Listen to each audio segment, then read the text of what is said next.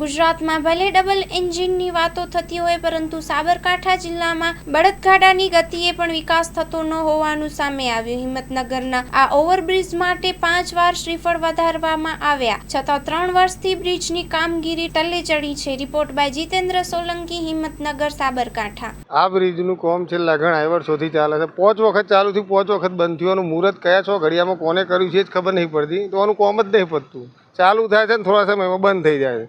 એના લીધે અમારા ધંધા શુદ્ધ નહીં, થાકી જાય છે. અમે ધંધા રોજગાર મળતો નહીં અમને અહીંયા, બરાબર. આવવા જવાનો સાધનો આવી નહીં શકતો. ગરીમાં રસ્તો ચાલુ કરે, ગરીમાં બંધ કરે છે. કો તો આ બ્રિજનું કામ ચાલુ રાખે ને પૂરું કરે તો સારું, ને કાઢો અમે અમને ઊભા રાખે તો સારું. અમે કંટાળી ગયા છે, રોજગાર જ નહીં મળતો. શું કરો, આખો દાડા દૂર ઉડે છે ભાઈ. આજે દુર્ગા ઓઇલ મિલ વાળો જે રસ્તો છે, જે બ્રિજ બને છે, એ છેલ્લા 3 વર્ષથી લગભગ આનું કામ ચાલુ છે. પણ આ રસ્તો ના બનાવવાનું કારણ ખબર નથી પડતી, કારણ કે આ રસ્તો છે એક હાઈવેથી રેસિડેન્ટલ એરિયાને જોડતો છે. નાના વેપારીઓ પણ અંદર દુર્ગા બજારની અંદર બધા ઘણા બધા છે. આજે કોઈ ખેડૂતોને કોઈ વસ્તુનો માલ સામાન માટે જવું હોય તો બહાર સિટી બહાર એમને ટ્રાફિકની સમસ્યાના કારણે મુકાવવું પડે છે સાધનો.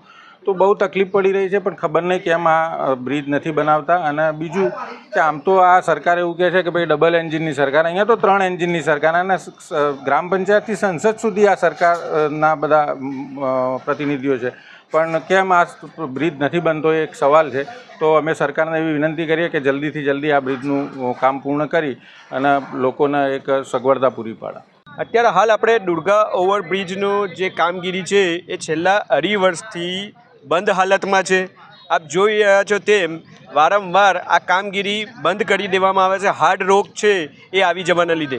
પરંતુ આપ જોઈ શકો છો અને સ્થળ નિરીક્ષણ કરી શકો તે પ્રમાણે પિલ્લરો બધા જમીનના ઉપર આવી ગયા છે. તેથી હાર્ડ રોકની સમસ્યા રહેતી નથી.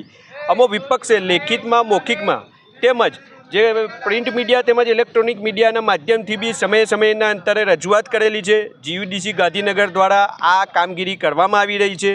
તેમજ અમો માનનીય સાંસદ સભ્યશ્રી તેમજ ધારાસભ્યશ્રી જે હમણાં 2 દિવસ પહેલાં જ મોટીપુરા ઓવરબ્રિજનું કામગીરીનું જે નિરીક્ષણ કરવા માટે ગયા હતા, એટલે અમોએ ત્યારે બી પણ આ રજૂઆત કરી હતી કે ભાઈ આ જે પુલ જે બનવા જઈ રહ્યો છે અને 2.5 વર્ષથી જે રાજકીય ઈચ્છાશક્તિના અભાવે બંધ છે, કેમ કે 3 વખત અહીંયા નારિયેળ ફૂટી ચૂક્યા છે. માનનીય ધારાસભ્યશ્રી અને સાંસદ સભ્યશ્રીને આપના માધ્યમથી અમારે રજૂઆત છે કે આ પુલનું પણ નિરીક્ષણ કરવામાં આવે અને વહેલી તકે કામગીરી પૂર્ણ થાય, નાગરિકોની સુખાકારીમાં વધારો થાય અને લોકોનો જે ફાટક બંધ થાય છે એના લીધે ટાઈમ બગડે છે એ દૂર થાય એવું અમે ઈચ્છી રહ્યા છે. તેમજ હિંમતનગર શહેરના નગરજનો ઈચ્છી રહ્યા છે. આ રીતના અમો વિપક્ષ જાહેર રીતના મુદ્દા સતત ઉઠાવતા રહ્યા છે. તો આપના માધ્યમથી અમો આ પ્રશ્ન પણ લોકો સમક્ષ અને જે પદાધિકારીઓ છે ભારતીય જનતા પાર્ટીના એના સમક્ષ મૂકવા માગીએ છીએ.